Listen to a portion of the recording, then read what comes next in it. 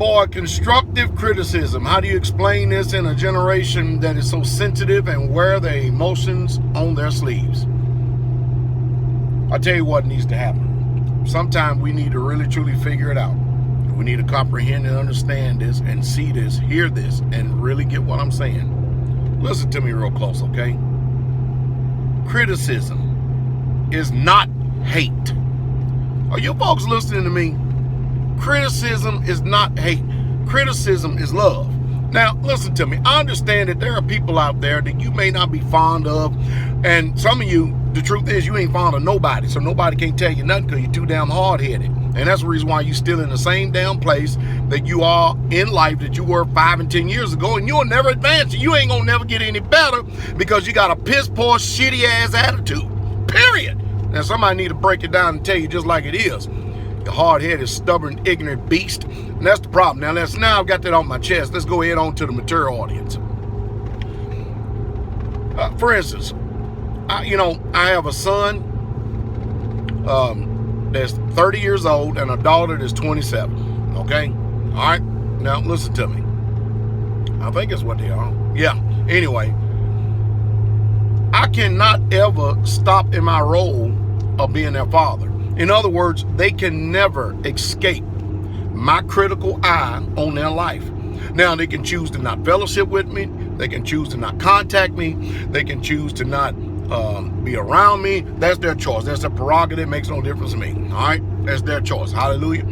But at the same time, they are still my children and always will be my children. And guess what? Guess what? Listen to me very closely. I don't care who they may think they are or how old they may get. If they think that they're going to ever escape my constructive criticism, because my criticism or my critique, and I'm using my children as an example, my criticism or my critique of my children, or my criticism or my critique of the people in the congregation, even my criticism or my critique about you is nothing personal. It's not. I am one that desires for people to be better and to get better. I really truly do. Now, I can't help it that your mind is in the gutter. I can't help that you are offended. I can't help that you have a cancerous mindset. But I'm still not going to stop doing my job. See, I'm not my children's buddy, chum, pizzo, pal, and friend. And neither am I that with y'all, many of you. I'm a pastor, okay? Now, listen to me. I have very few friends in this world, but I'm a pastor to people, okay? And so I want them better. I want to see them getting better, even as myself constantly improves. And I know the one thing about correction. Man, when you reprove, you rebuke, you correct, guess what? You've got to meet the conditions of the actual precedents that you're putting out. Because if you don't, guess who's going to be sitting there waiting to point the finger and use that as an excuse? They're going to use that as an excuse to not get better themselves. See, what people like it or not, they say, well, I don't need nobody. I don't need nobody to do. I don't need nobody. Truth is, you're a liar. We all need each other. Even from the very beginning, y'all said it's not good for man to be alone. I don't want to hear that mess. We do need each other.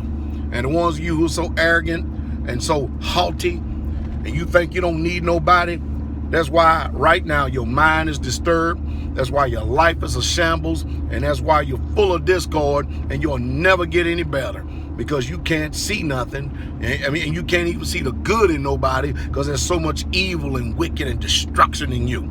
Well, hey, guess what? Now I got that off my chest. How y'all doing? I hope y'all have a wonderful weekend. Don't get in trouble and don't blow your hands up on no fireworks, okay? Y'all have a wonderful weekend. PastorDowell loves you.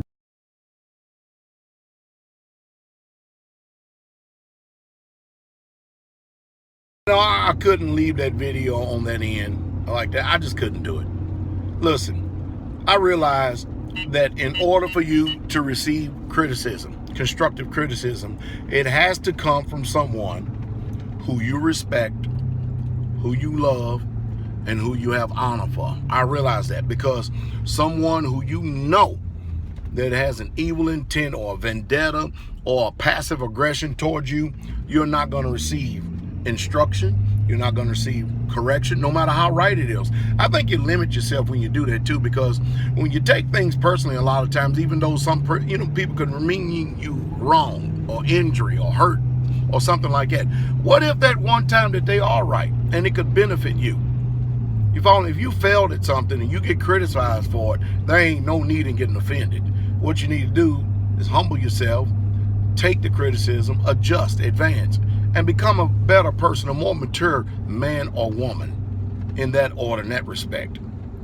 And you'll be thankful for the rest of the days of your life. Now, y'all have a wonderful weekend. All right, now I am done on this video on this one.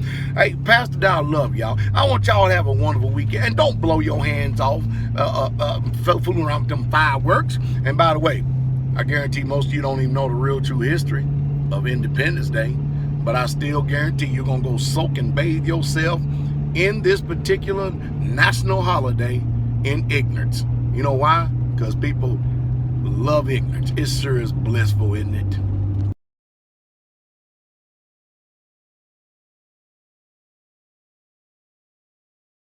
You know, I'm really thinking about this criticism thing. I'm sorry that I made this a third part of it, but you know, think about this. Criticism, at least from my perspective and point of view, is a sign of respect.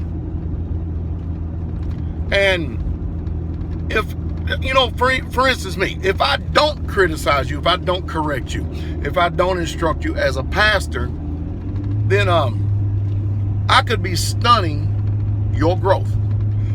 Because with all the information that we receive in the ministry, everybody in Straightway is affiliated with the ministry of Straightway. You should actually be, I